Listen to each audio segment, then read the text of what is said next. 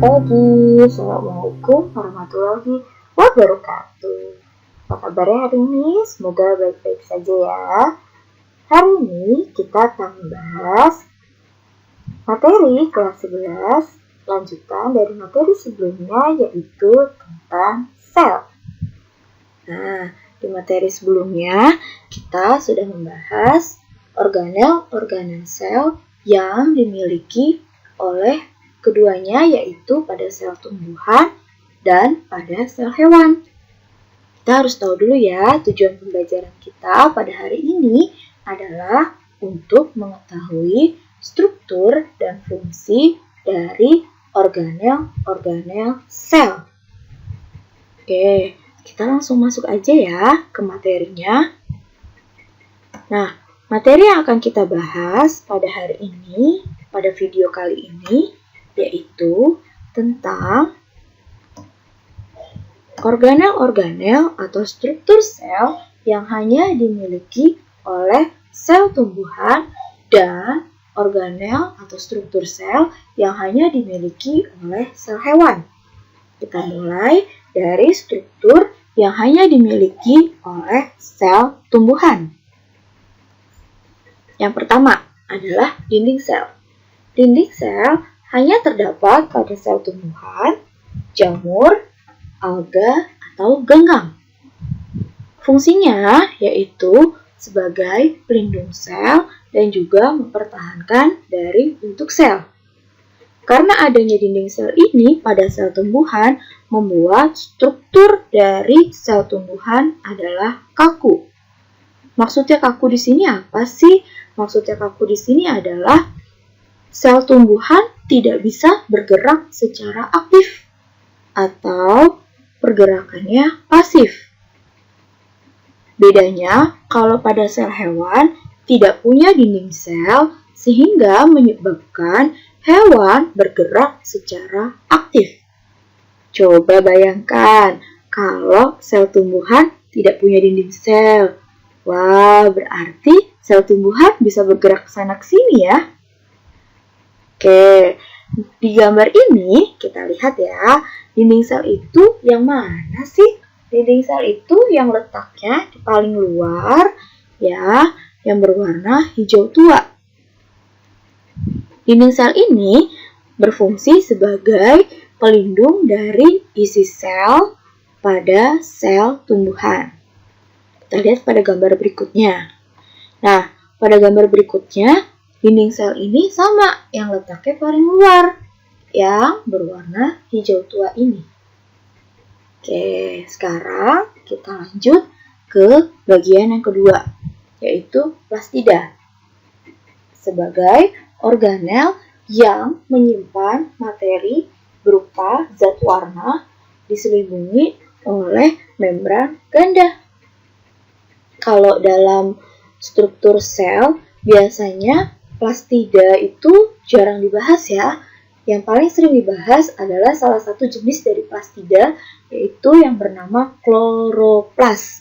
Nah, kalau kloroplas ini pasti kamu sering dengar ya. Oke, plastida itu sendiri secara umum yang akan kita bahas di video kali ini, yaitu terdiri dari 3, leukoplas, chromoplas, dan juga kloroplas. Nah, kloroplas inilah yang biasa kita dengar ya. Nah, kita langsung bahas aja nih. Yang pertama, tentang leukoplas. Leukoplas terdiri dari 2 kata, yaitu leuko dan plastida. Artinya, plastida yang berwarna putih atau tidak menghasilkan zat warna. Ini kita lihat struktur mikroskopis pada leukoplas, yaitu ini bentuk plastidanya dan di dalamnya tidak memiliki zat warna. Adanya di bagian tumbuhan, bagian apa sih? Nah, di bagian tumbuhan yang paling banyak terdapat leukoplas adalah pada mahkota bunga. Ini contoh pada mahkota bunga melati.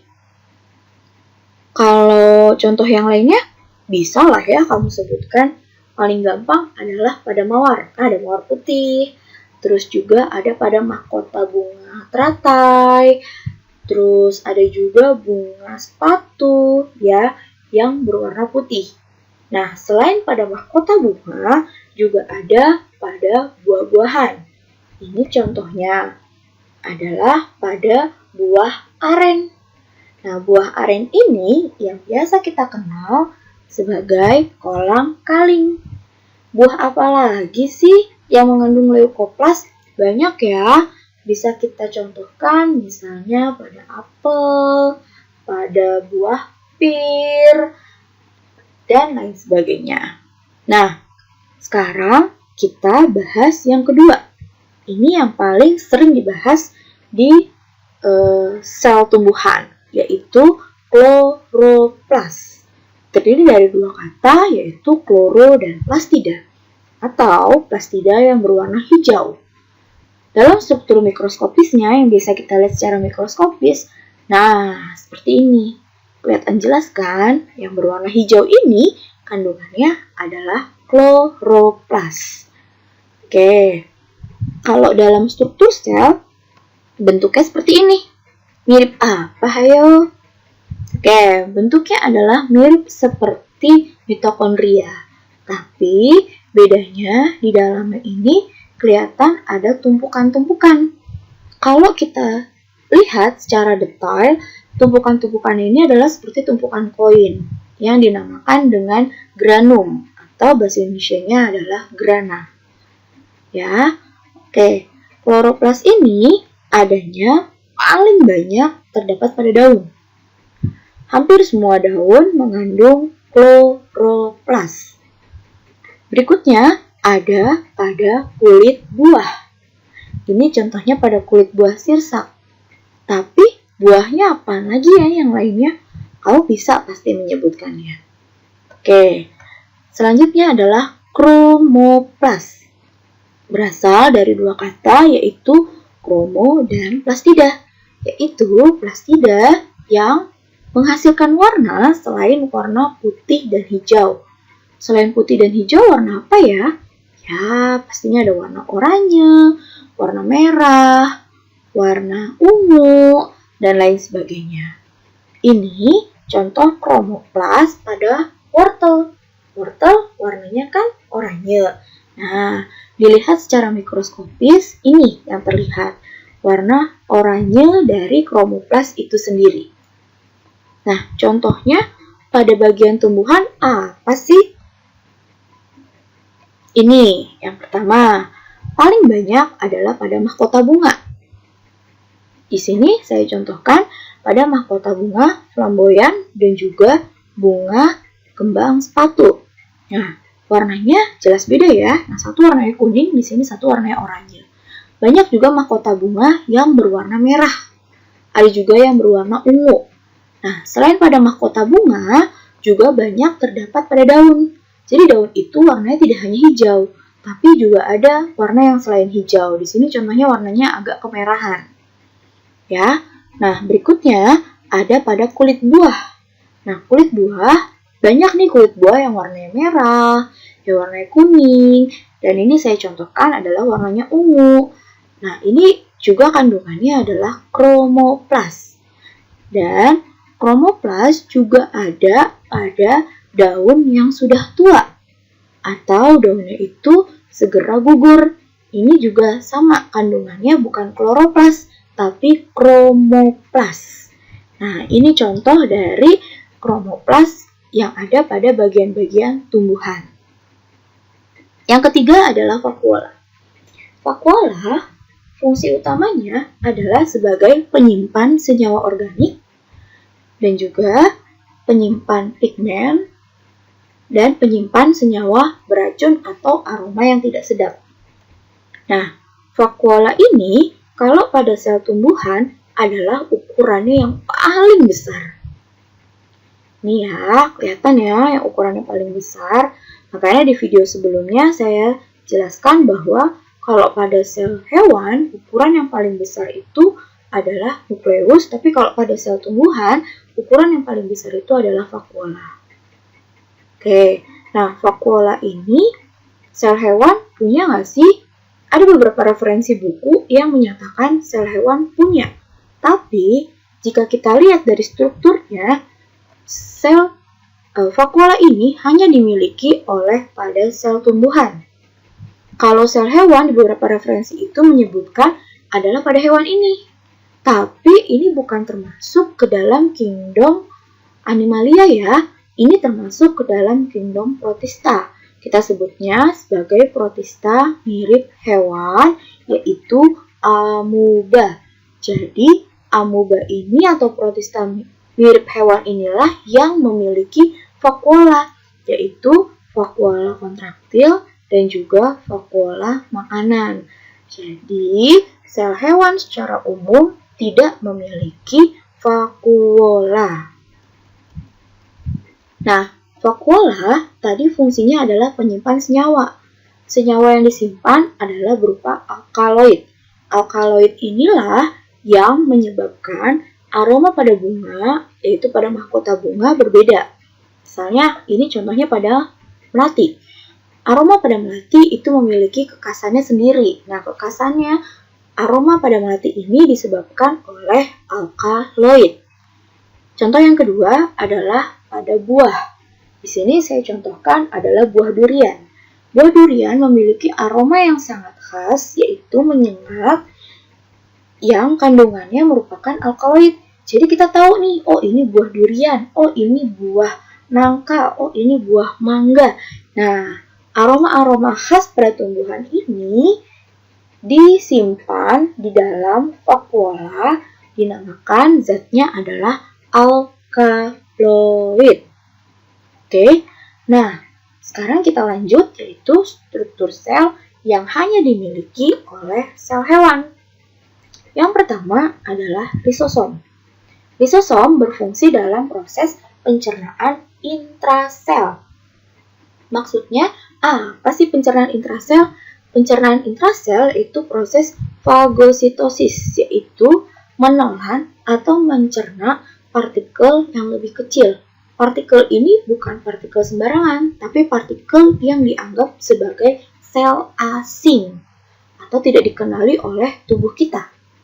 Nah, lisosom bentuknya bulat-bulat juga seperti ribosom, tapi ukurannya lebih besar. Nah, lisosom ini ya paling banyak ditemukan pada sel darah putih.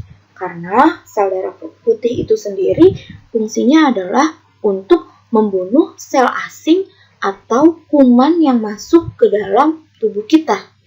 Lisosom ini juga sama, membunuh atau memfagositosis, mencerna, menghancurkan sel-sel yang tidak baik bagi tubuh kita. Gitu ya. Terus, nah ini lisosom ketika dalam sel hewan bentuknya bulat. Ini strukturnya. Struktur dari lisosom itu sendiri memiliki yang namanya enzim hidrolitik. Enzim inilah yang berfungsi dalam proses fagositosis. Yang kedua, sel yang hanya dimiliki oleh sel hewan yaitu sentriol atau sentrosom, yang merupakan organel kecil yang hanya terdapat pada sel hewan dan berfungsi dalam proses pembelahan sel. Oke, di sini ada sentrosom. Oke, di beberapa buku menyebutkannya adalah sentriol. Ada beberapa buku lagi menuliskannya yaitu sentrosom. Bedanya apa sih? Nah, bedanya gini. Di sini ada dua. Kalau cuma satu, namanya adalah sentriol. Kalau dua, gabungannya namanya adalah sentrosom. Ngerti kan maksudnya? Jadi, satu itu sentriol, dua itu adalah sentrosom. Itu doang kok bedanya. Oke, nah sentriol atau sentrosom ini apabila kita lihat dari atas bentuknya seperti bintang. Makanya dalam struktur sel pada sel hewan bentuknya ada yang digambarkan seperti bintang. Oke, ini adalah gambar dari sentriol. Nah, ini yang tadi saya katakan, bahwa ketika dilihat dari atas, bentuknya seperti bintang. Nah, paling gampang dicari kan? Bentuknya bisa seperti bintang seperti ini, atau yang bentuknya seperti batang, seperti ini. Nah, oke. Nah, ini adalah bagian dari sentrosom atau sentriol. Ini sentrosom atau sentriol yang dia terlibat dalam proses pembelahan sel, yaitu dalam proses mitosis. Ini akan kita bahas di kelas 12 ya. Oke, kita simpulkan bahwa struktur sel yang hanya dimiliki oleh sel tumbuhan yaitu dinding sel, plastida, dan vakuola. Struktur sel yang hanya dimiliki oleh sel hewan yaitu lisosom dan sentriol. Kalau pada video sebelumnya itu sel tumbuhan dan sel hewan punya dua-duanya. Oke, sekian pembahasan kita pada video kali ini. Apabila ada yang kurang dimengerti atau ada pertanyaan, silakan isi ya di kolom komentar. Sekian untuk video kali ini. Wassalamualaikum warahmatullahi wabarakatuh. Selamat pagi semuanya.